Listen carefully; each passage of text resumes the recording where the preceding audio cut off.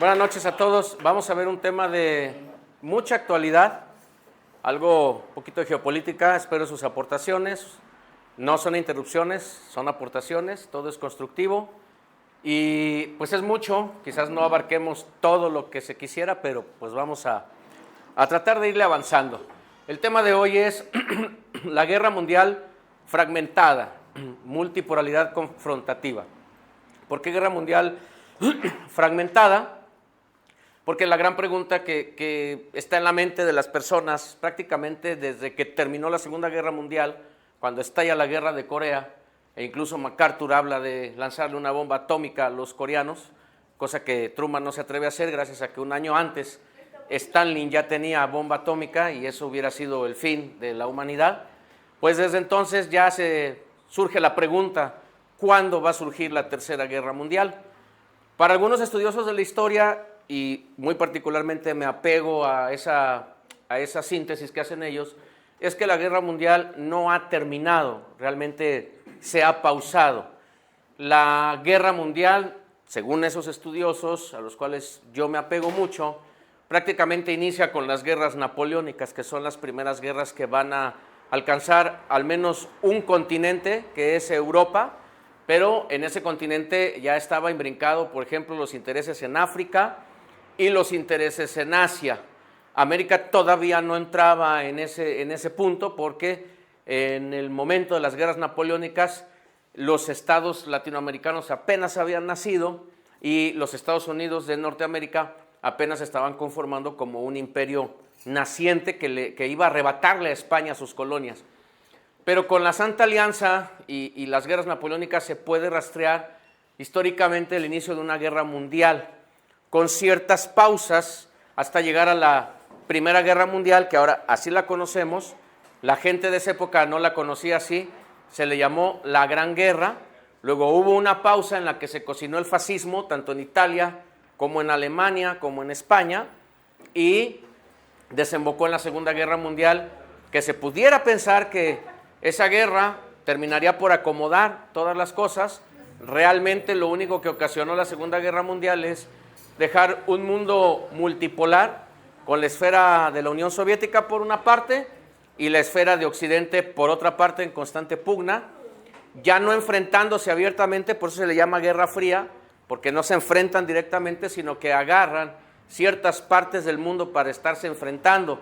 Caso de Corea, caso de Vietnam, caso de la guerra de Afganistán de los años 80, por mencionar algunas, y el caso de los golpes de Estado en Latinoamérica, en el que van a ser tirados gobiernos democráticamente electos, como el gobierno de Jacobo Arbenz en Guatemala, el gobierno de Salvador Allende en Chile, con el fantasma del comunismo para instaurar regímenes dictatoriales que sirvieran a los intereses de Estados Unidos.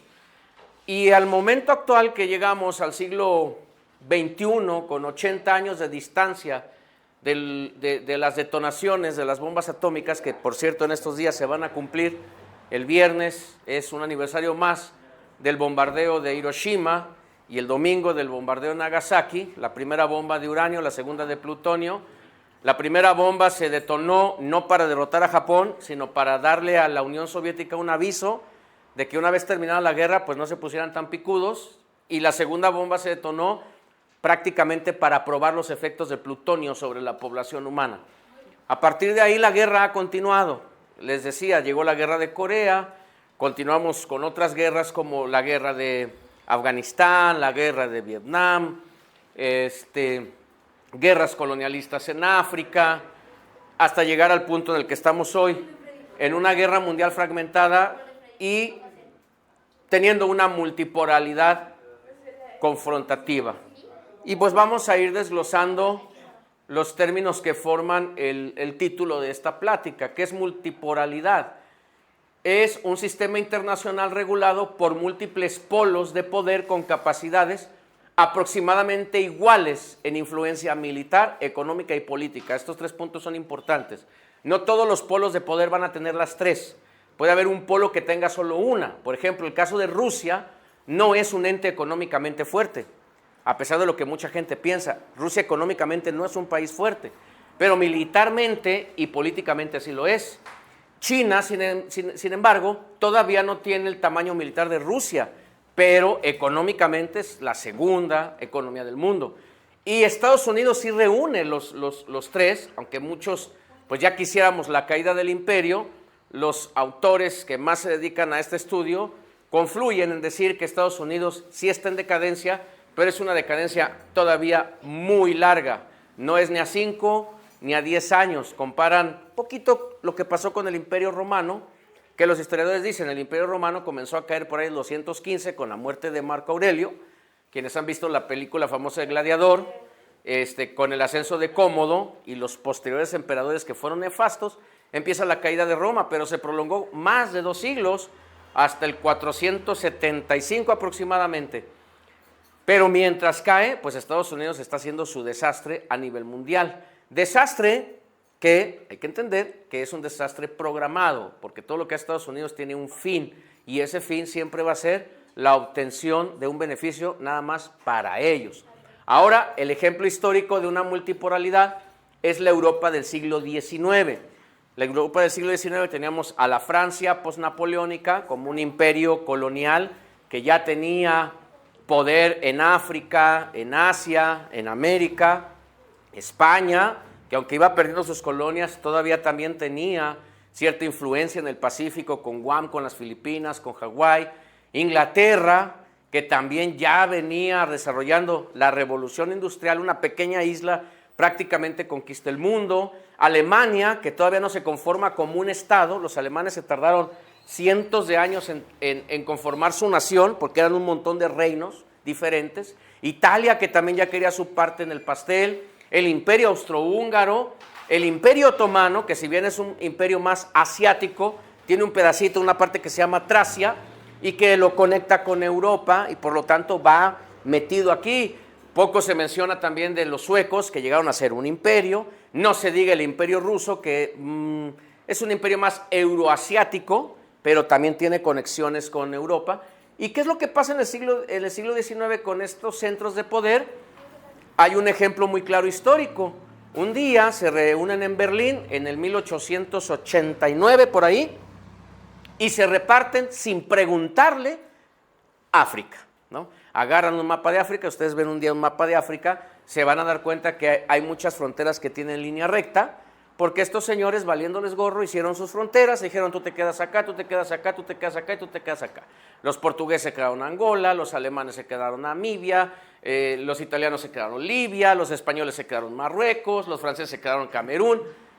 El único país actual de África que nunca fue colonizado es Etiopía, porque ellos sí ganan una guerra contra Italia, y se puede decir que Etiopía es el único país de África que nunca fue colonizado y que mantienen una autonomía. Hay otro país que se llama Liberia, pero esa prácticamente fue una colonia de los Estados Unidos de Norteamérica. Igual, si ustedes ven un día la bandera de Liberia, pues es una copia de la bandera de Estados Unidos, nada más que con una sola estrella. Ese es un ejemplo histórico de multipolaridad, cómo Europa comienza a repartirse el mundo sin preguntarle al mundo su opinión. África, y también es el caso de Medio Oriente, fueron repartidos por estos señores europeos, y tribus, etnias, naciones que estaban peleadas quedan en el mismo país, y ahora te tienes que llevar bien, como es el caso de Líbano. Líbano es un país chiquitito, pero hay musulmanes chiitas, musulmanes sunitas, maronitas que son católicos, y todos ahí en el mismo país, porque así lo dictaminó Europa. O el caso de Irak y de Irán, que son países hermanos, pero les meten ahí una frontera, y todas las guerras que vemos hoy se pueden rastrear en ese siglo XIX post-napoleónico. La fuente sería Walsh, 1979, y Kissinger en 1994, quienes van definiendo lo que es multipolaridad. Los sistemas multipolares suelen caracterizarse con una intensa competencia, ese es un punto, o sea, compiten entre sí o se alianzan entre sí, y esas alianzas nunca, pero nunca, nunca son alianzas firmes. Los aliados de hoy son los enemigos del mañana. La prueba está en Italia, que va a la Segunda Guerra Mundial de la manita con Hitler, pero cuando cae Mussolini, los que quedan al frente del gobierno italiano se cambian al bando de los aliados, le declaran la guerra a Alemania para que al final de la guerra Italia no quedara engullida dentro de esa repartición. Entonces los aliados de hoy pueden ser los enemigos del mañana. Otro ejemplo es, en la película de Rambo 3, al final, hay una leyenda en la película original de los años 70-80. La película estaba, fíjese bien, dedicada a los valientes mujahidines. Rambo 3, a los valientes mujahidines. ¿Por qué? Porque Estados Unidos entrena a los talibanes, los entrena, los arma, son sus aliados, para hacerle frente a los soviéticos.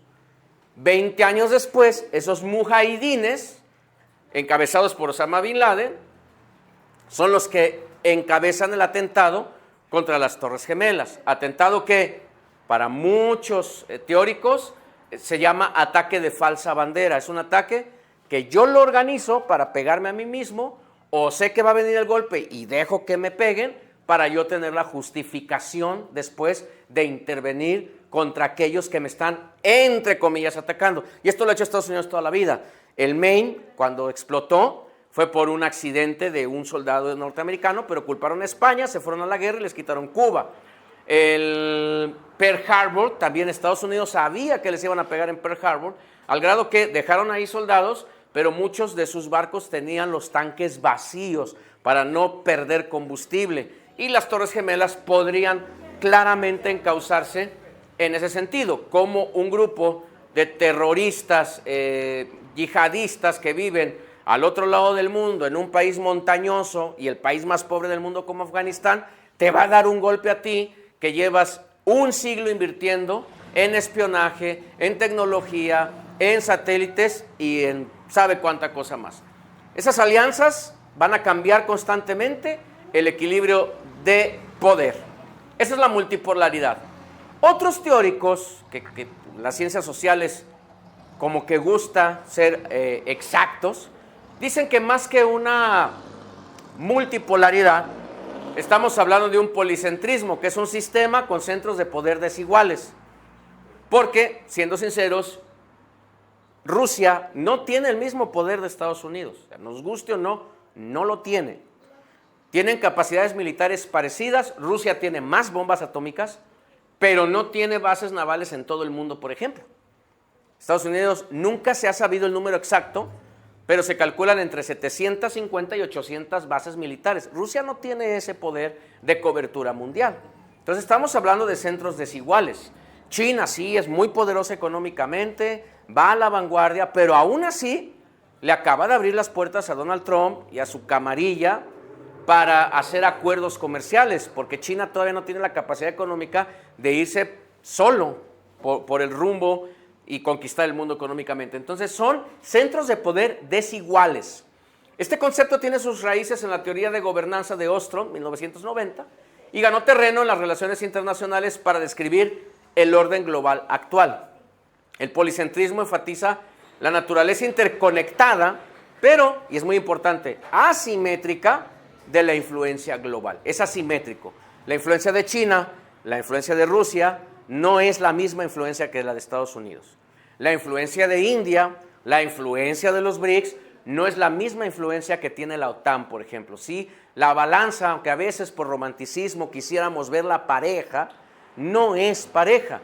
La realidad es que en este momento Estados Unidos sigue siendo la mayor potencia, tanto económica como militar, como política del mundo. Se puede vislumbrar una caída, pero no sabemos a cuánto tiempo. ¿Hasta aquí alguna duda o comentario? O si quieran agregar algún país que ustedes consideren que también podría ser tomado en cuenta como un centro de poder. He mencionado a China, a la India, a Rusia y a Estados Unidos. No sé si alguien de ustedes tenga en mente algún otro país que pudiéramos mencionar dentro de esta esfera. Inglaterra, no, yo ahorita les voy a decir por qué. ¿Por qué no, ya no califica como centro de poder? Inglaterra ya no, ni Alemania, ni Francia. Es más, olvídense de Europa. Olvídense de Europa. Ahí tal vez valdría la pena mencionar a Israel,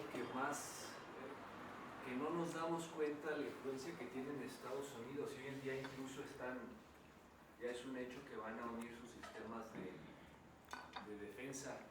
Eso tiene muchas implicaciones y eso nos habla de quién es quien realmente tiene el poder, que no necesariamente es Estados Unidos. El poder puede estar centralizado incluso en Israel y es algo que tal vez valdría la pena mencionar. Sí, ahí el caso de Israel es que Israel y Estados Unidos son la misma moneda. Son la misma moneda. Políticamente Israel es el estado 51 de Estados Unidos, enclavado en el Medio Oriente. Económicamente Israel es el dueño de los bonos de Estados Unidos. Entonces, digamos que el anglosionismo, como se le ha identificado, va en el mismo combo. O sea, Estados Unidos e Israel van, cuando decimos Estados Unidos, va incluido Israel en ese punto. Hablamos de geopolítica. Es un concepto acuñado por el politólogo y geógrafo sueco Rudolf Kjellén en 1899. Lo popularizó en su obra de 1916, El Estado como forma de vida. No sé alemán, no está el esposo de Nietzsche, pero es algo así como Der Staat als Lebensform. Esta palabra llama la atención, lo voy a tener un poquito aquí. La teoría del Lebensform, el Estado como forma de vida, es una teoría que es muy antigua, o sea, viene desde Aristóteles, viene desde Platón, e incluso Hegel toca el tema. Ellos presentan al Estado como un ente vivo. ¿Qué necesita un ente vivo? Necesita comer, necesita nutrirse, necesita un espacio para desarrollarse. En esta teoría, todos los estados son iguales a un ente biológico.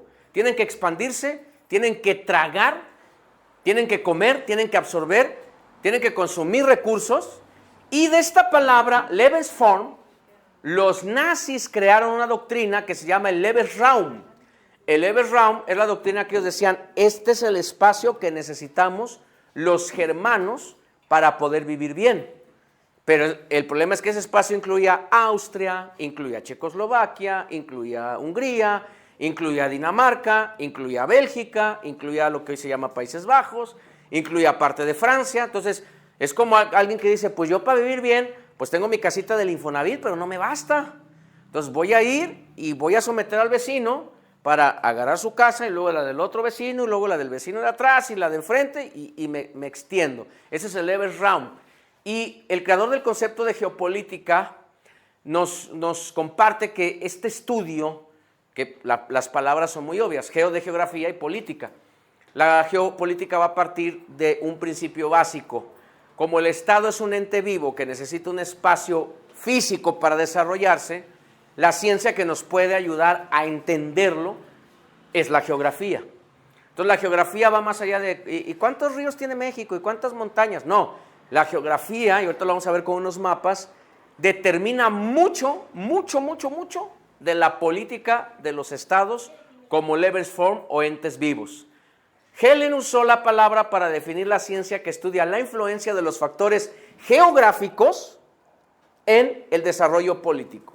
Entonces, la base para entender la política de los países es la geografía. Esos mapas que a lo mejor nos aburrían de niños, esos mapas hoy nos pueden explicar mucho de las decisiones políticas de estos centros de poder que van a estar enfrentados en sí en una guerra fragmentada. ¿De dónde viene esto de la guerra fragmentada? El Papa León, en una visita al Líbano en septiembre del año pasado, advirtió el riesgo de una tercera guerra mundial fragmentada, pero no es una idea del Papa León. Esta idea es del 2014 y esta idea en una visita a África la compartió el difunto Papa Francisco. Es una lectura muy buena por parte del Papa Francisco de entender que la guerra mundial que actualmente vivimos está fragmentada alrededor del globo, alrededor del planeta. Acabamos de ver la noticia hace, ¿qué será? 8 días, 12 días, de cómo Ucrania ataca en el mar Caspio una embarcación iraní. Entonces alguien puede decir, bueno, pero ¿qué tiene que ver la guerra de Ucrania con la guerra en Irán? ¿No? Si están como que lejitos. Bueno, están interconectadas, como lo están las guerras en África y muchos más conflictos, incluido el conflicto del narcotráfico en América Latina. Entonces, esta frase de guerra mundial fragmentada no es mía, viene del Papa Francisco. Perdón la interrupción, y con la guerra del narco en América Latina estás incluyendo a México. Sí, claro. Tenemos una narcoguerra declarada así por gobiernos anteriores en México. Y tenemos en Colombia un presidente que el viernes va a tomar posesión y que ya dijo que él va a revivir la guerra contra el narco en Colombia. Estas guerras no obedecen a intereses nacionales del bienestar de las poblaciones, obedecen a intereses geopolíticos porque viene una orden externa de que yo necesito que tú tengas una guerra para un consumo capitalista de armas. Ese es el trasfondo. El problema del narcotráfico no es un problema ni de salud pública ni de seguridad, es un problema de capital. Hay una oferta, hay una demanda, para surtirla necesitamos encarecer el producto para que haya muchas ganancias. A la par, conectamos la venta de armas para que tú como Estado digas que estás combatiendo al narcotráfico y a la vez todos ganamos dinero. Y además Ucrania está entrenando a las milicias o al narco. Ah, sí, sí, mercenarios. De hecho, los grupos aquí del narco están yendo a entrenar la guerra. Sí, y colombianos también. Y Ucrania, la guerra de Ucrania, están saliendo estudios, es una corrupción. De hecho, Ucrania era el país más corrupto de Europa. Y toda la ayuda que le llega a Ucrania, los líderes ucranianos se están robando el dinero que les están dando para la guerra. No, es una cosa tremenda. Bueno, decía Gabo que vamos a abordar a un politólogo estadounidense que se llama Francis Fukuyama. Fukuyama, cuando cae el muro de Berlín, en esa programación mental que se hizo a Occidente, de que comunistas malos, capitalistas buenos, pues ya cayó el muro de Berlín, el mundo va a ser libre, el mundo se va a encaminar al paraíso en donde la democracia liberal y el capitalismo de mercado nos va a llevar a la trascendencia de la humanidad. La idea no es nueva, Fukuyama se basa en Hegel. Para Hegel, la historia es un proceso natural que buscaba el bienestar supremo del hombre. Hegel pensaba que todos los sucesos históricos nos iban a llevar a una evolución humana, filosófica, social, de trascendencia. De ahí agarra la idea Fukuyama. Pero vamos a ver, analizando un poquito económicamente, en dónde se equivoca Fukuyama y por qué la URSS es una de las más grandes mentiras de la historia, porque esa es la realidad. Basado en el Instituto Internacional de Investigación para la Paz de Estocolmo, datos del 2023, ¿cuánto gastó Estados Unidos y la Unión Soviética durante la Guerra Fría? Y vamos viendo los números. Al terminar la guerra, los números son muy disparejos. Avanza la Segunda Guerra Mundial, una década después de la Guerra de Corea, donde ya midieron fuerzas, y la URSS y Estados Unidos tienen una inversión militar muy parecida, y para el 70 prácticamente están a la par, y para el 80 la URSS invertía más en gasto militar que los Estados Unidos. Lo que tronó a la URSS no fue el falso comunismo, porque eso es falso comunismo, de Stalin y de Khrushchev. Lo que tronó a la URSS fue haberse convertido en un estado militarista, que agarras la mayor parte de tu producción, de tu PIB, y lo mandas a una producción militar, que cómo es posible que tengas más inversión militar que los Estados Unidos. Ese era un sistema insostenible, insostenible. Entonces no truena la URSS el comunismo, lo truena el militarismo. Y luego viene esta otra tabla que nos dice el PIB de Estados Unidos contra el PIB de la Unión Soviética, datos de un estudio hecho en 2003. Vean el PIB de la Unión Soviética contra Estados Unidos en el 50, en el 60 hay un aparente emparejamiento, ¿sí? ¿Por qué? Porque es lo mismo que hizo Hitler. Cuando Alemania estaba pobre, le metes a la producción industrial militar y claro que va a crecer tu PIB. Pero para que ese PIB se mantenga, tienes que estarte gastando las armas en guerra para seguir produciendo. Para los años 70, cuando la Guerra Fría, valga la redundancia, se va enfriando más, el PIB de Estados Unidos se despega. Para los años 80, cuando la URSS invierte más en armamento militar que Estados Unidos, la economía de Estados Unidos es 3 veces más grande que la URSS. Eso iba a tronar tarde o temprano. 9 años después cae el muro y todo lo que la URSS sostenía, incluida Cuba, queda sin un manto protector. Por eso Polonia, Hungría, Checoslovaquia corren a los brazos de Occidente. Sálvenos, porque todo nuestro financiamiento que venía de acá ya se cayó. Y Cuba entra en lo que se llama el periodo especial, que es cuando la isla prácticamente se queda en la pobreza y Fidel Castro tiene que abrirla para permitir cierta inversión capital extranjera. Pero entonces, esto es lo que truena a la URSS, es un problema económico. Y si vemos la siguiente tabla, ¿cuáles son las 7 economías más grandes del mundo para 2023? No aparece Rusia. No está ahí. La economía de Rusia está más o menos a la par que la economía de México. Nada más que Rusia tiene más territorio y tiene más recursos. Tiene muchísimos recursos, pero económicamente no está en el top 7.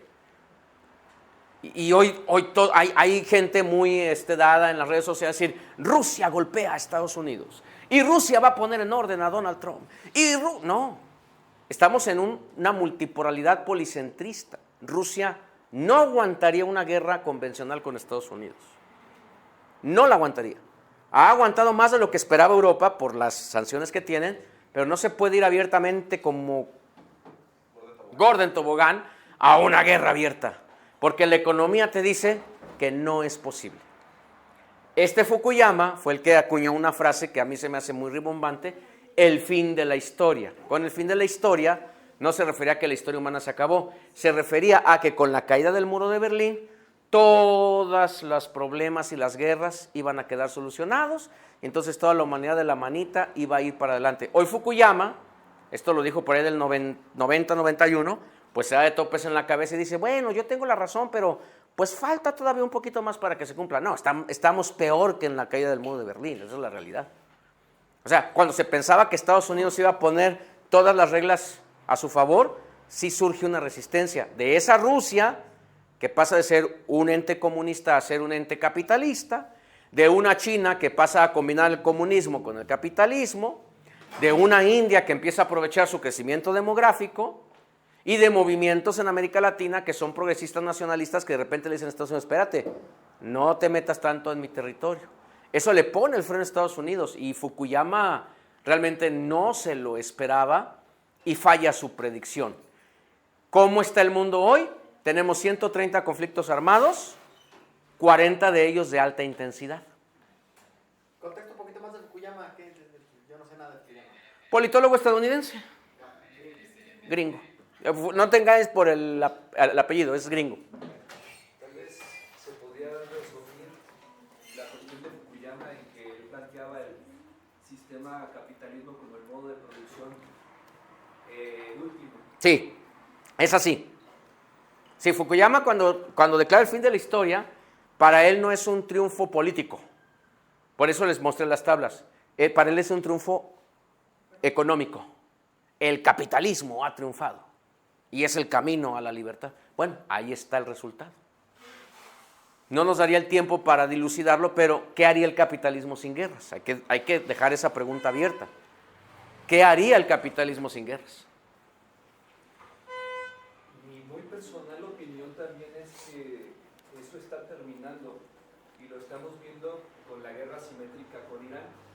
Ya no va a importar para enriquecerte la guerra, porque al final de cuentas puede ser un estado fuerte sin tener una gran economía y sin tener tampoco una maquinaria bélica tan grande. Entonces creo que eso va a cambiar y va a ser sustituido por la tecnología. Sí, va por ahí. Si la guerra, si no la ganas, no hay ganancia económica. Tienes que ganarla. ¿Sí? Ahora,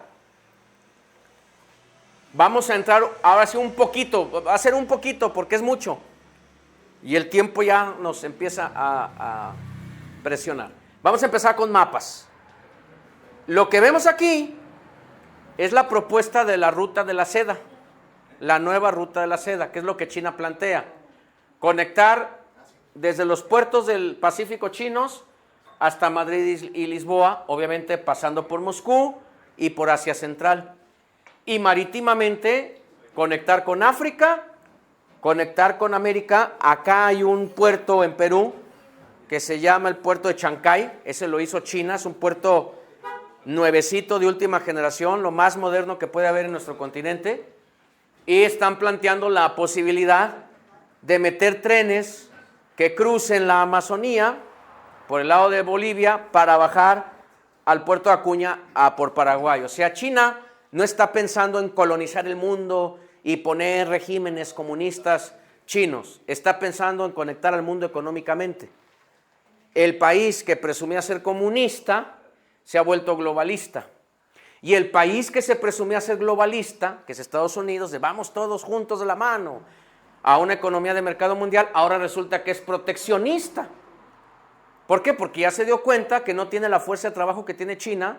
Es más, ni siquiera tiene la fuerza de trabajo que tiene México. Porque aquí hay una realidad, a veces los mexicanos nos menospreciamos.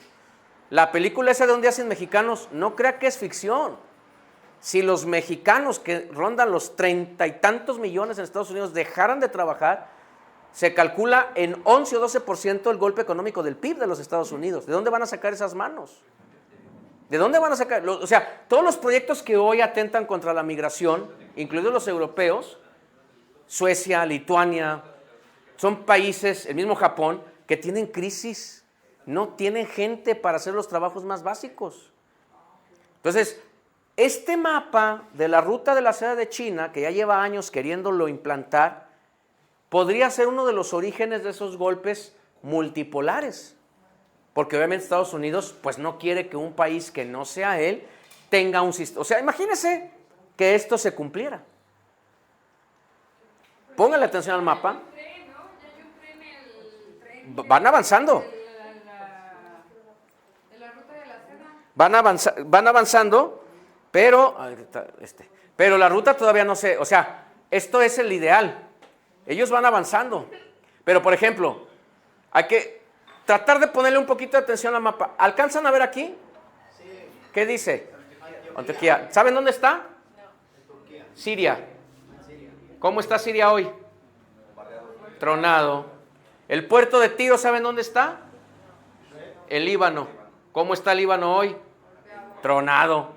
Se empieza, vean por dónde pasa. ¿Saben cuál es este país? Irán. ¿Cómo está Irán hoy? Ok. Aquí al ladito, Afganistán, lo evitan los chinos porque saben que es una bomba de tiempo. Si se dan cuenta que esta zona, y ahorita vamos a entrar más, está tronada. El Medio Oriente es el camino natural de la ruta de la seda, aparte de Moscú, pero está tronado. Es la herramienta de Estados Unidos, ¿no? Ajá. Y mientras tanto tenemos a Moscú ocupado en una guerra contra Ucrania. Entonces, los dos caminos de la ruta de la seda, por casualidad están en guerra. Y en esa guerra, por casualidad, tiene que ver Estados Unidos.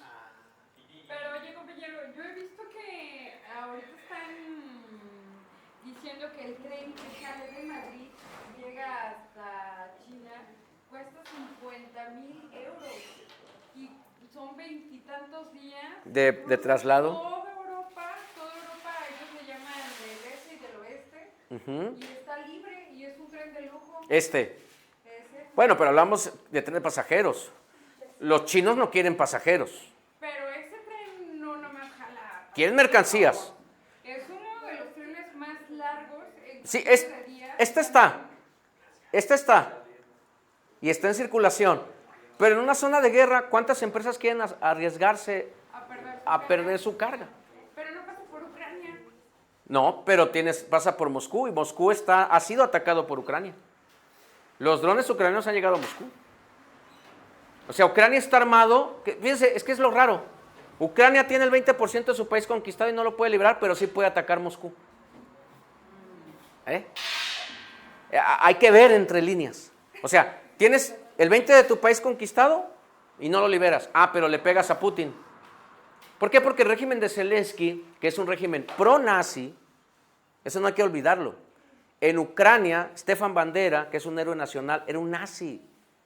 Y Zelensky, siendo descendiente judío, exalta a los nazistas que estuvieron en Ucrania.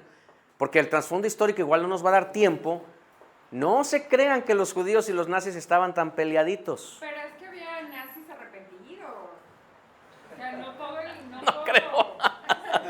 Ese nazismo empezó entre comillas. Y no arrepentidos, sino que hubo gente que no quería. Pues la mayoría de los nazis se fueron a Estados Unidos. Sí, Argentina, Brasil, a Chile. Pero Y los alemanes se fueron a Estados Unidos. vean la película, les recomiendo, salió en enero. pero porque querían pelear contra el régimen. Salió en enero la película. Contra el contrario. En enero salió la película que se llama Nuremberg. La forma en que cierra esta película es espectacular porque está basada en un libro del psiquiatra que habló con Hermann Göring. Y ese psiquiatra llegó a las mismas conclusiones que Hannah Arendt llegó después. Este no es un hombre malo, es un hombre normal, es un hombre como nosotros. Sin embargo, firmó órdenes para cremar gente. ¿Sí?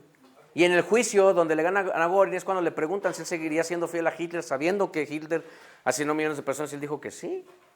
La película termina en una entrevista de él en la radio diciendo, hay nazis en Estados Unidos. Siempre ha habido. Hay nazis aquí. Entonces, las élites judías no estaban tan lejanas de las élites nazis. Por eso llama la atención que Zelensky, siendo descendiente de judíos, esté más al servicio de los nazis. ¿Sí? Pero los judíos de Europa son askenazis, ¿no? Askenazis, que son falsos judíos, por decirlo de alguna manera. Bueno, entonces, este mapa nos dice mucho, y ahora, si vemos aquí la península arábiga, obviamente los chinos quieren conectar la parte de la India y pasar por el estrecho de Hormuz. ¿Cómo está el estrecho de Hormuz hoy? Peleado. Bueno. En guerra. Este pedacito se llama Mar el Bandeb, o Mar de las Lágrimas, algo así es la traducción. Aquí hay un país que se llama Yemen. ¿Cómo está ese país hoy? En guerra. El estrecho de Suez, ¿qué pasó en la primavera árabe? La desestabilización de toda esta zona. Libia tenía un índice de pobreza del 2% con Muammar el Gaddafi. 2%. 2%. Sí, el señor tenía un palacio de oro y tenía un harem, ¿sí? Sí, es que si nos podemos juzgar cristianamente a otras culturas, pues sí. Bueno, está bien fácil, ¿no? Pero el señor tenía una propuesta de decirle a África, vamos a hacer una sola moneda para toda África. ¿Por qué si Europa tiene su sola moneda, África no tiene su moneda? Libia tenía el 2% de pobreza. Vino Francia, vino Estados Unidos, vamos a quitar a Gaddafi porque es dictador. Lo arrastraron por las calles, lo sodomizaron. Hoy Libia tiene el 40% de pobreza. Y es un país que está fragmentado. Son como 5 o 6 gobiernos que se reparten el país. Pero ¿sabe qué es lo más llamativo de Libia? Que no deja de exportar petróleo. Está quebrado políticamente, pero no deja de exportar petróleo. ¿Y a quién le vende ese petróleo Libia? ¿Y baratito? A Europa. Lo que sucede es que hay algo que no nos dicen, sobre todo los medios occidentales, y es que los intereses de Estados Unidos están en todos lados. Hace un mes, no hace como 15 días, supuestamente hubo un ataque que nadie ha dicho de quién fue. No saben siquiera si es de falsa bandera, seguramente, pero le dieron a un refinador y productor de gas de Egipto, pero gran parte del capital de esa empresa es estadounidense. Entonces, al final, vemos un montonal de países en guerra, con conflictos, pero si les cargamos todos vas a encontrar el camino hacia los Estados Unidos. Tú que hablas de los medios occidentales, no sé si han tenido las vísceras para ver Televisa o TV Azteca. Yo por accidente en alguna ocasión, ahí en la mina que la ponen, nunca he escuchado que critiquen a Donald Trump. Nunca. Fíjate que sí, hasta en el Mundial. Fíjate que sí, ahora que fue la final, que fue en Estados Unidos, creo, no me consta. Sí. Fíjate que hubo una nota muy curiosa que todos los presidentes se fueron Ajá. La notita así como que... Así de pasadita. Sí, Sí. así como queriendo. Yo no escucho a los medios occidentales criticar a Donald Trump. No los escucho hablar de los archivos Epstein. Eso Pero está... fíjate que sí lo criticaron ahora en el Mundial porque dijeron que le tuvo que parar, hizo un pacto, hizo una tregua por lo del Mundial, hizo una Ajá. tregua de no atacar. No justificó que era por el Mundial, pero sí, porque tenía Y rompió la mucho tregua. listo, y apenas Rompió la tregua. perdió su país, la rompió. Sí. Pero, pues, ¿qué vale la crítica de un narrador de fútbol? Digo, no es por demeritarlos, pero Pero sí le tiraron, así como no quería. de pasadita. Bueno, este otro mapa. Esto es el Medio Oriente. Aquí está, este es Irán. Estados Unidos no puede invadir a Irán, es casi imposible. Aquí está el famoso estrecho de Hormuz. Estos son desiertos y estos son los montes Sagros. Prácticamente cubren a Irán. Para entrar desde Irak tendrían que sacrificar muchos soldados y cruzar los montes Sagros. Bueno, toda esta zona está prácticamente metida en guerra. Obviamente tenemos Israel haciendo un genocidio en Gaza, haciendo un genocidio en Cisjordania, atacando el sur del Líbano, Siria, que lleva desde el 2014 en una guerra civil. Ahorita el presidente de Siria, igual no sé si lo sepan, hace 10 años se ofrecían $10 millones por su cabeza. Hace 3 meses fue a la Casa Blanca a estrechar la mano de Donald Trump. Pasó de terrorista a presidente. Hay videos de él cortando cabezas. Ya fue a la Casa Blanca, Donald Trump se tomó la foto con él. Tenemos a Irak, que según la guerra de Irak ya tiene años que acabó. El país está destrozado. Irak está dividido en 5 facciones. Acá al norte están los kurdos. De este lado hay milicias chiíes, el gobierno de Irak, y acá hay varias tribus que están peleando. Todos pelean contra todos ahí. De hecho, Estados Unidos ha atacado ahorita partes de Irak, Irán ha atacado partes de Irak, Irak ha atacado partes de Kuwait. Y estos países, que es Kuwait, aquí hay otro país que se llama Bahrein y este es Qatar, estos 3 ahorita están lamentándose el haber respaldado a Estados Unidos porque ellos sacan su petróleo por aquí. Este es el estrecho de Hormuz, no sé si lo alcanzan a ver, este pedacito. Todo el petróleo y gas de ellos sale por ahí, no tienen otra salida. El caso de los Emiratos Árabes, por eso les decía que la geografía manda, ellos, si ven aquí, si ponen un poquito, alcanza a ver el mapa, Emiratos Árabes tiene una salida directa al mar Arábigo, no dependen tanto del estrecho, ni Omán, y en el caso de Arabia ellos pueden salir por el Mar Rojo. Por eso estos países dicen, date contra Irán, cierra el estrecho, yo aguanto de este lado. Nada más que Arabia, como ha tenido también el estrecho de Hormuz, no ha construido vías férreas para llevar su petróleo hacia esta costa. Y esto pues obviamente está pegando en los precios de petróleo de todo el mundo, de todo el mundo. Por acá tenemos Afganistán, el país más pobre del mundo, está en guerra todavía, gracias a Estados Unidos, que sacó a los talibanes, entre comillas, y hace, ¿qué?, 4 o 5 años, están las imágenes donde despegan los aviones, y los afganos se están agarrando a los aviones para no quedarse, porque volvieron a entregar el poder, ¿a quién? A los talibanes. Ahí los tienen. Este es el Medio Oriente. ¿Alguna duda de aquí, de esta somera mención al Medio Oriente? Porque hay más mapas. Entonces tenemos 1, 2, 3, 4, 5, 6, 7, 8, 9, 10, 11, 12 países en guerra. Y por casualidad Estados Unidos tiene que ver. Este es arriba del Medio Oriente. Bueno, antes de continuar. Y va más lejos. Vemos esta zona, pero ahorita están tratando de apropiarse del estrecho de Gibraltar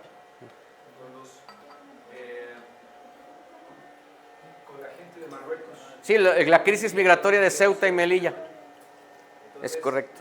Esto se está yendo más lejos y también es porque Marruecos es aliada de Israel y de Estados Unidos. Al norte del Medio Oriente está una zona que se llama el Cáucaso. Ahorita está muy así. De este lado está el Mar Negro y de este lado está el Mar Caspio. Aquí empieza Rusia y aquí abajo, miren, si ven, está Irán y está Turquía. Aquí hay una serie de países que llevan años en guerra. Georgia, Armenia y Azerbaiyán. Este país tiene muchísimo gas, muchísimo petróleo. ¿Y a quién creen que se lo vende? A Estados Unidos. Y este país reclama este pedacito, pero si se dan cuenta, este pedacito está en medio de Armenia. ¿Qué hizo Donald Trump? Autorizó una carretera para reunirlos y le puso la carretera Donald Trump de la Paz. Uy, pues más no tiene nada.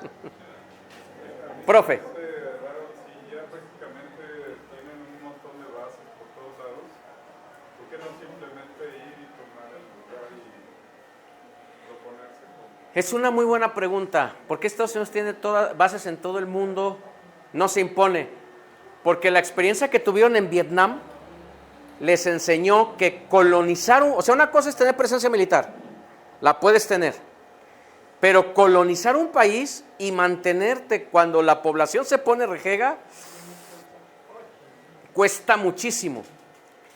Y si chocaron en Vietnam, chocaron en Afganistán, chocaron en Irak, Estados Unidos ha entendido que la doctrina de la colonización no les conviene económicamente. Lo que les conviene es llegar, saquear y vámonos a lo que sigue.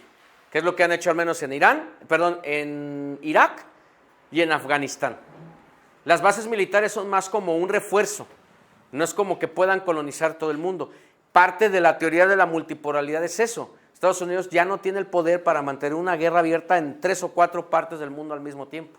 Entonces lo que hace es como que lanzar a sus aliados. En este caso aquí Azerbaiyán viene a ser aliado de Estados Unidos, Armenia viene a ser aliado de Rusia, de hecho aquí hay una base rusa, y Georgia, que antes era aliado de Rusia, ahora pide entrar a la OTAN, y Rusia los tiene invadidos en esta región que se llama Abjasia y en esta región que se llama Osetia, y están ocupadas por tropas rusas. Y acá, por aquí está Chechenia, no sé si han llegado a escuchar Chechenia, que es una república autónoma musulmana, que ahorita se la lleva muy bien con Putin, pero el día que se vaya Putin, quién sabe cómo se va a poner la cosa en Chechenia, porque los chechenos son duros, ¿eh? Entonces sería como una especie de guerra de desgaste, o sea, Sí, exactamente. como operando por todas partes. Así tal cual lo dice, profe. Esto que es el sur de Rusia, digamos, esto es el México de Rusia, pues, ¿sí? Y Estados Unidos tiene un despapay ahí, un despapay. Entonces, Rusia, aunque está en Ucrania, se mantiene ocupada en Georgia y en Armenia. Y Estados Unidos apoyando a Azerbaiyán, y mire quién tienen acá, los azeríes, que son los habitantes de Azerbaiyán, aquí tienen al sur, a Irán. A Irán. Van rodeando. Y Turquía, que siempre juega... Turquía es un país que es multipolar porque un día es amigo de Estados Unidos, otro día es amigo de Rusia. Estados Unidos tiene bases aquí, de hecho hay misiles nucleares en Turquía apuntando a Moscú.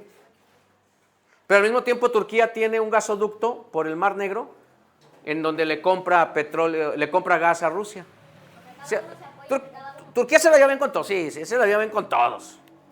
Pero ese es el Cáucaso. Pocas veces se habla de él porque estamos muy lejos. Acá no llegamos a escuchar de lo que pasa en esta zona. Pero es una zona muy delicada. Muy delicada. Y se está promocionando a nivel turístico, mucho. Sí, claro. Georgia y todo. Claro. Dale para atrás, hermano. A ver, Ese signito como de Guerra. ¿cuál? radioactividad, ¿qué onda?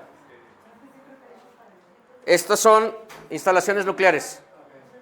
O sea, acuérdense que Armenia es aliado de Rusia. Armenia fue el primer país cristiano de la historia, en el siglo III. Y tienen como deporte nacional el ajedrez. Así como curiosidades. El Mar Negro, no sé si lo ubican. El Mar Negro explica toda la guerra de Ucrania. Toda la guerra de Ucrania se explica aquí. Tenemos a Rusia, Turquía, Bulgaria, Rumania, Moldavia y Ucrania. Esta es Crimea. Es la península que en el 2014 hizo un referéndum. En Occidente no lo platican así. Dicen, es que Rusia se quedó Crimea. No. La gente de Crimea hizo una votación y más del 80% dijo, queremos ser parte de Rusia. ¿Por qué? Porque somos rusoparlantes. Nosotros no somos ucranianos. Somos rusos que pertenecemos a Ucrania. No queremos pertenecer a Ucrania, queremos pertenecer a Rusia. Y ayer gana un partido en Ucrania que era prorruso.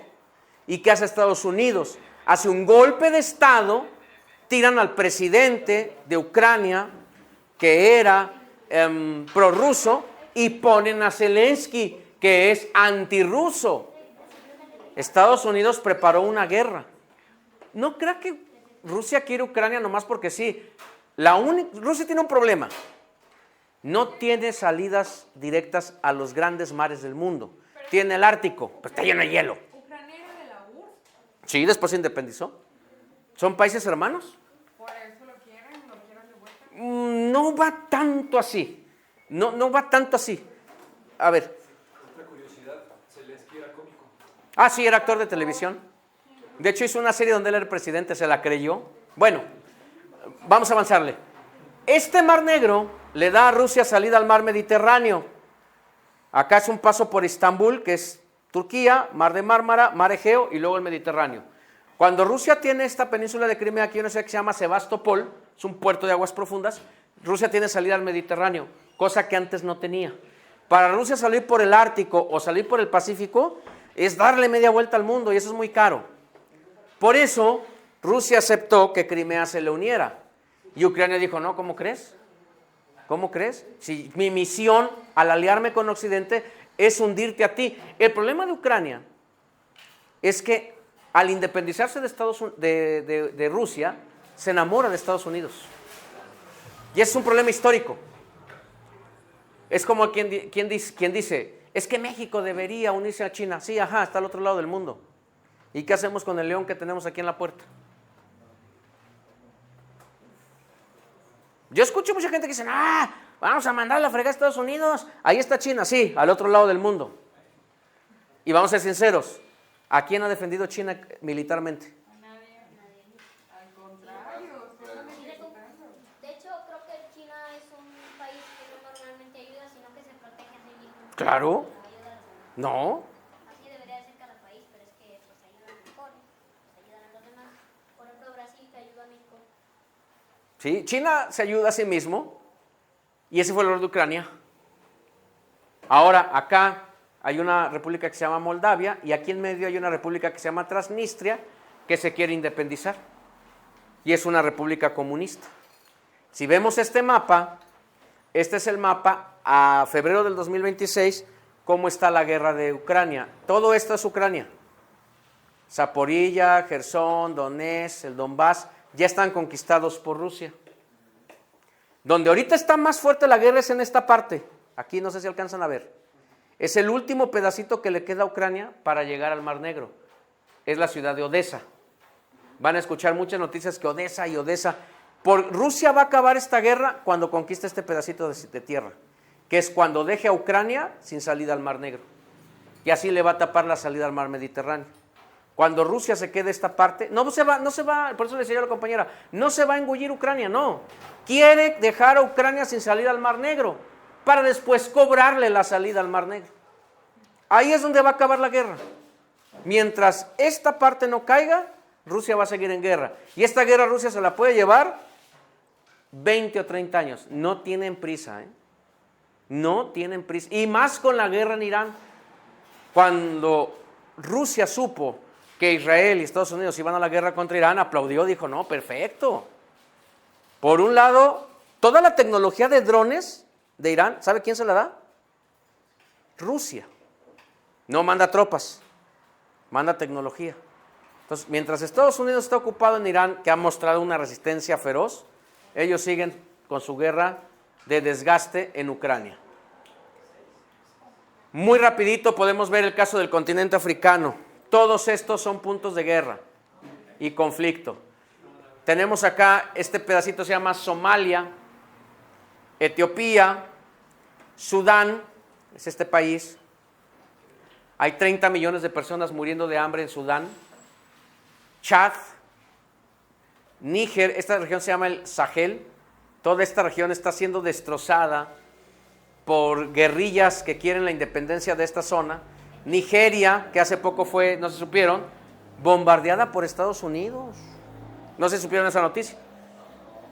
es que Estados Unidos bombardeó Nigeria porque los musulmanes acá en el norte, Nigeria es un país que está dividido internamente en dos, el sur es musulmán, el norte es católico.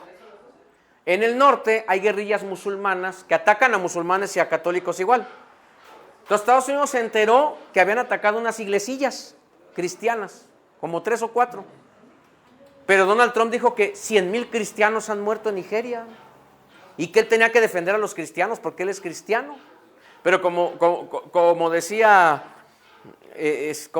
Arthur, si le escarbas, poco antes del ataque, Nigeria firmó un contrato para hacer un gasoducto y sacar su gas por Marruecos para venderlo a Europa. ¿Quién se enojó? Estados Unidos. Entonces, el Congo, pues ni se diga, el Congo es un país muy grande, pero la situación está acá, en este lado, junto con sus vecinos Burundi y Ruanda, que están quedándose con las minas de coltán. República Centroafricana, que también es una guerra religiosa. Y usted dirá, bueno, ¿Estados Unidos qué tiene que ver aquí? Bueno, en algunas, en la mayoría Francia. Habría que recalcar esa pregunta y hacerla con un tono diferente. Sí, más sarcástico. Francia, el otro país más colonialista. La vez pasada que hablamos de las bombas atómicas, decían, bueno, hay que hacer la lista de los países peores, ¿no?, del colonialismo. Bueno, ahí está Francia. África destrozada. China. Yo preguntaba, bueno, ¿y China? Es que China no va a ayudar a nadie. ¿A quién quiere China? Todos sabemos a quién quiere China. Taiwán. Pero no es lo único. China está construyendo una serie de bases militares de islas artificiales en estas dos líneas del Pacífico. Una pasa por Filipinas, que es aliado de Estados Unidos y que tienen un acuerdo de defensa mutua. Esos acuerdos dicen que si si China ataca Filipinas, Estados Unidos tendría que defender Filipinas. Ahora, no sé si alcanzan a ver, pero de este lado están las Islas Marianas, que tienen base Estados Unidos, está Guam, que tiene base Estados Unidos. O sea, cuando ve a Estados Unidos no crea que nada más es su mapa. Todo el Océano Pacífico está lleno de bases militares de Estados Unidos. ¿Quién se está metiendo en el Pacífico? China. Es un problemón. ¿Por qué Occidente tiene tan destrozado al mundo musulmán? China pasa por aquí, este es el estrecho de Malaca, es la ruta principal comercial china. Pasa entre Indonesia, Singapur y Malasia, que son países musulmanes. Los musulmanes, han dicho muchos geopolíticos, son los que tienen las llaves del mundo. Egipto tiene las llaves del canal de Suez, es musulmán. Yemen tiene las llaves del Mar Rojo, es musulmán. Irán tiene las llaves del estrecho de Hormuz, es musulmán. Singapur tiene las llaves del estrecho de Malaca, es musulmán. Esos países, entre más desestabilizados estén, nunca se les va a ocurrir cobrarle a las potencias del mundo un peaje de paso, cosa que ahora Irán ya quiere hacer en el estrecho de Hormuz. Por eso Trump se da de golpes en la cabeza, porque sabe que Irán nunca cobró peaje por el estrecho de Hormuz. Ahora ya lo va a hacer, porque Irán dice, ¿quién me va a reponer los gastos de guerra? ¿Qué pasa con los BRICS en este mundo multipolar? Son la gran esperanza del futuro, quizás muy a futuro, ahorita no. Los BRICS son un conjunto de países que se llevan bien económicamente, pero nada más. ¿Este señor sí lo ubican? Sí. Este es Rasputín. Acá está don Xi Jinping. Bueno, ahorita son muy compas. Pero ¿qué va a pasar cuando uno de estos dos ya no esté? Estuvieron peleados China y Rusia mucho tiempo. Esta, que es la India, tiene reclamaciones con China. De hecho, acá está el mapa. Por el tiempo ya no me detengo mucho a explicar. Esta zona, el Pradesh, en naranjita, la están peleando China y la India. Y acá hay otra que se llama Aksai Chin, la están peleando China y la India. Tienen problemas entre ellos. Y no se diga Pakistán, que también anda acá en los BRICS. Ya también anda acá. Por aquí andaba, que aquí está la bandera. ¿Y la India es salida de Estados Unidos? La India es muy parecida a Turquía, un día está con Estados Unidos, luego está con Australia, luego está con China, de repente está con todos menos con Pakistán. Esas dos regiones que está peleando ahorita China a India, ¿qué repercusión económica tienen? No hay repercusión económica, es agua. Ah, ok. Me vuelvo al mapa. Sí, qué buena pregunta. Geografía. Sí, geografía. ¿Por qué? ¿Se alcanzan a ver esto? El Tíbet es conocido por los monjes, ¿no? Bueno, el Tíbet es la segunda o tercera reserva más grande de agua del mundo. Creo que la primera son los lagos de acá del norte de la frontera de Canadá, Estados Unidos. La segunda creo que es el Amazonas y la tercera sería el Tíbet. Es agua. China ya tiene el Tíbet, porque el Tíbet es un país independiente, pero China se lo anexó a la fuerza. La región de Xinjiang, esta es la región que se llama los uigures, que son los chinos musulmanes. Y ellos quieren esta región de Aksai Chin y el Padresh, que es agua. Más que nada agua. Acuérdense que China, al ser un país ya mega industrial, su consumo de agua es, híjole, brutal. De hecho, China tiene las tierras raras porque se puso a contaminar su tierra. Esa es la realidad. Bueno, los BRICS son un conjunto de países amigos. No, yo no diría amigos, cuates. Yo creo que ni cuates, son conocidillos ahí que de repente se juntan a tomar unas chelas en el Oxxo. Ya. ¿Y ibas a hablar de la bandera que está del lado derecho de Pakistán. Sí, esta es la de Pakistán, por esta es Sudáfrica, por acá debe andar Pakistán, que obviamente Pakistán no se lleva con la India, ¿no? Arabia, que no se lleva con Irán. Luego por acá está Azerbaiyán, que no se lleva con Rusia. Pero están en el BRICS, están haciendo la luchita. Casi ninguno se lleva con él. No, pero ahí están juntos. la reunión de tiros? Estamos en la época de las guerras de quinta generación. ¿Quién me ayuda a leer lo que es una guerra de quinta generación? A ver. Guerras de quinta generación. Un tipo de conflicto moderno que se libra principalmente sin el uso de fuerzas militares tradicionales ni combates físicos masivos. El campo de batalla se traslada a la mente humana, la tecnología, la economía y el ciberespacio, buscando desestabilizar naciones desde adentro sin declarar guerras formales. Es lo que hace rato mencionaban por ahí. La guerra en Irán ya está siendo una guerra de quinta generación. ¿Cómo empezó la guerra en Irán?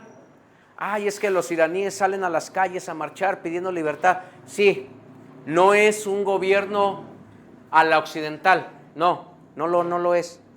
Pero se nos olvida, por ejemplo, que Irán es un país cuya tasa de mujeres universitarias es altísima.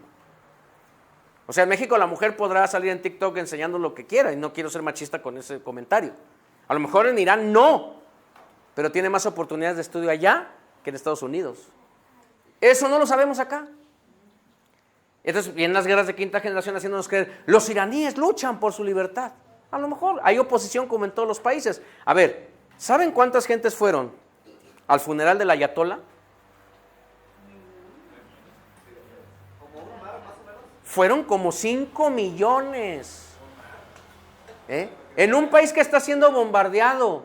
Y Estados Unidos advirtió, voy a bombardear el funeral del ayatolá. La gente dijo, me vale que me bombardees. Ese es el problema ahorita, que Occidente no acaba de entender lo que está haciendo. Pues es lo que dice el profe, o sea, han querido colonizar, se metieron a Vietnam. Han de haber pensado, no, pues Vietnam es un país agrícola. ¿Cuándo se imaginó Estados Unidos que los vietnamitas iban a construir túneles abajo de su país, que si juntas el kilometraje de túneles de Vietnam, llegarías a la luna, de tanto túnel que hicieron, porque mientras arriba les rociaban el napalm, los vietnamitas iban subterráneamente. Nunca se esperó a Estados Unidos que un grupo de granjerillos asiáticos les iba a dar en la torre. Esas son por eso las guerras de quinta generación, antes de lanzar un misil, empiezan a trabajar a la población.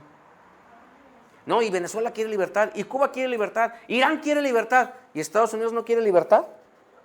Bueno, la retórica narrativa que le ponen a México ahorita es que el narco es dueño del país. El narco es dueño del país. Y que pone que tenga un matiz, pero lo venden afuera como... Así lo venden. Como si realmente... Dijeron, México no va a poder hacer el mundial. La cosa está bien mal. No, hombre, todos los que vinieron a México dijeron, todo el mundial debió haber sido aquí.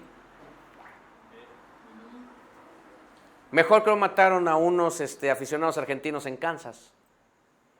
Esas son las narrativas. Esa es la guerra de quinta generación. Ahorita el internet, las redes, los bots se prestan para empezar esas guerras. La elección en Honduras se acaba de ganar porque liberaron un narcopresidente, Orlando Hernández, por traficar 400 kilos de cocaína. Estaba sentenciado a 40 años de cárcel. Trump lo liberó. Dijo, no, perdónenlo. Lo envió a Honduras, le dio dinero y montó una oficina para hablar mentiras en contra de sus oponentes políticos. Y Javier Milei, el de Argentina, aunque su país está comiendo carne de burro, cooperó con $350,000. Esas son las guerras de quinta generación, que es la desinformación total. Acuérdense cuando hablamos del reloj del fin del mundo, uno de los puntos que los científicos decían que nos podían llevar al final de la humanidad, y era la desinformación. Como en el mundial que Argentina, porque era nazi. Surgió la argentinofobia, y bueno, toda una manipulación. Y tenemos, preguntaba Gabo, ¿por qué Europa no es considerado, ya vamos a terminar, un centro de multipolaridad? ¿Sí saben qué es esta foto? Esta oval. Ajá, se las pongo de frente. ¿Quién está ahí?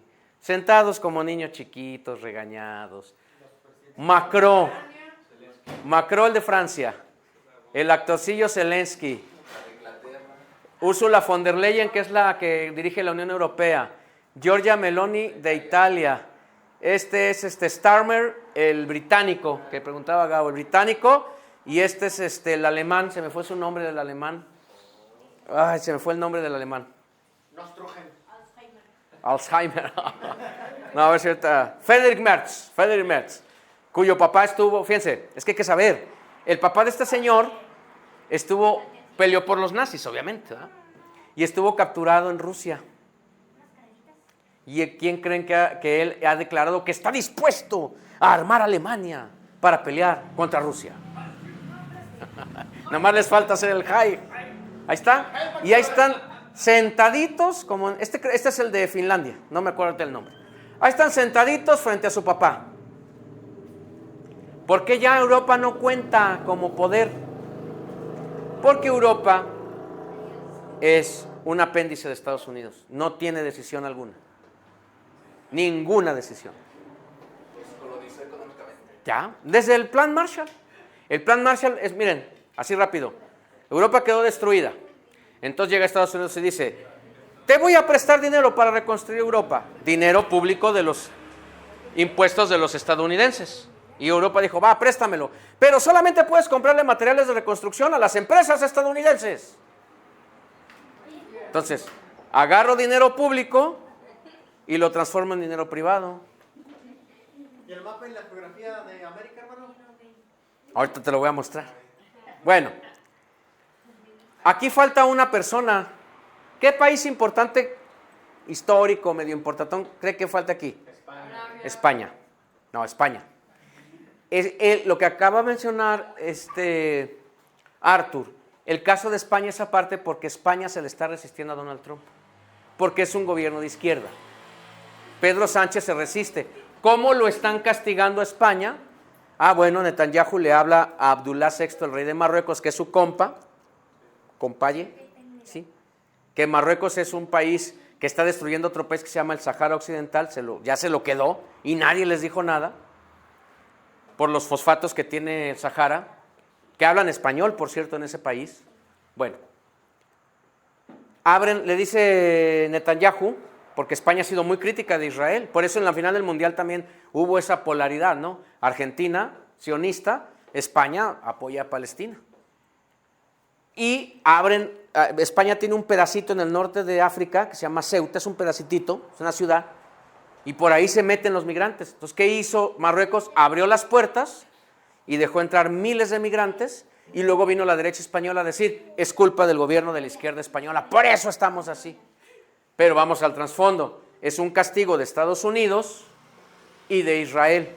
Estados Unidos castiga a España porque España no quiere aumentar su presupuesto militar al 5%, como ya lo pidió Donald Trump. Donald Trump le dijo a la OTAN, tienen que aumentar su gasto militar al 5% de su PIB. Y ese 5% se lo van a comprar a empresas estadounidenses. Y España no quiere. Y por otra parte critica a Israel. Entonces, por eso Europa no cuenta. América. ¡Ay, América! ¿Qué vamos a hacer con América? No está. Ni Lula da Silva, ni Petro, mi presidente Petro. No están ahí. No fueron invitados. Es como de los Vengadores, ¿no? Algo así. Es que ¿para qué queremos un mapa de América si aquí están todos estos arrastrados? Digo, no quiero usar el apodo que le pusieron a Salinas Pliego. Pero ese apodo le queda a todos estos. Mire, está, a ver si los voy ubicando. Ese es el de Chile, José Antonio Kast, hijo de nazis. Hijo de nazis. Y declarado pinochetista. Él dijo que Pinochet hizo bien en Chile, colgando a gente del travesaño del estadio de Santiago. Por eso la URSS no quiso jugar el partido de repechaje para el Mundial de 1974 y lo perdió por default, porque dijeron, ¿cómo vamos a jugar en un estadio donde colgaron gente? Bueno, ahí está.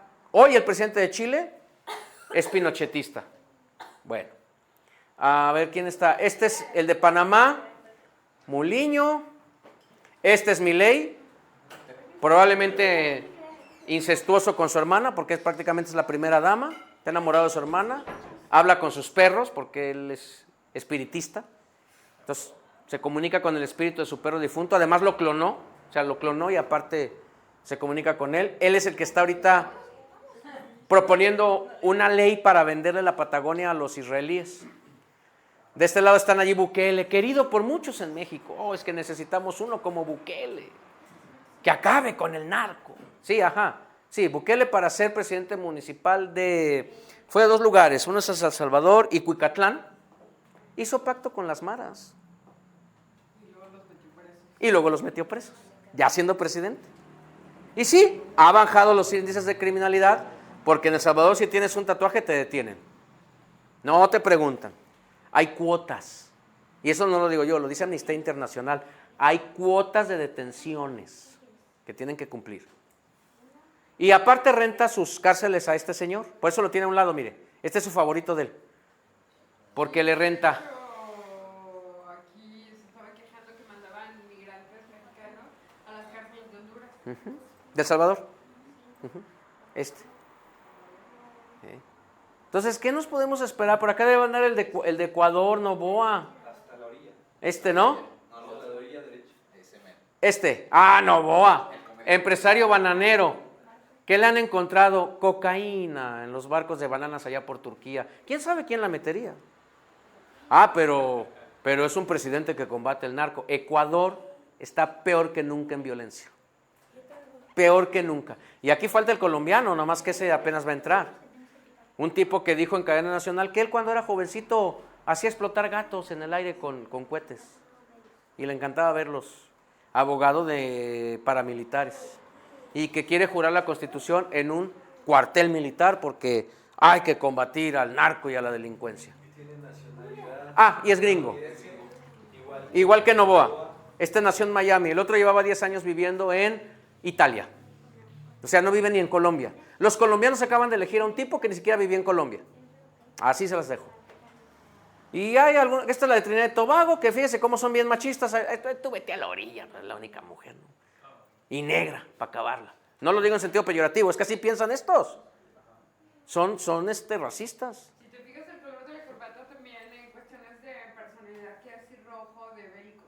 Este es azul por su Argentina, ¿verdad? Pero este es muy más como... Es que este es muy triste el caso de Bukele, porque él él tiene ascendencia palestina. Le anda tirando de aquel lado. Y sin embargo apoya a Israel. Aquí nomás faltó Netanyahu, ¿no? Para poner la cereza al pastel. Entonces, ¿para qué queremos un mapa de América? América es de Donald Trump ahorita.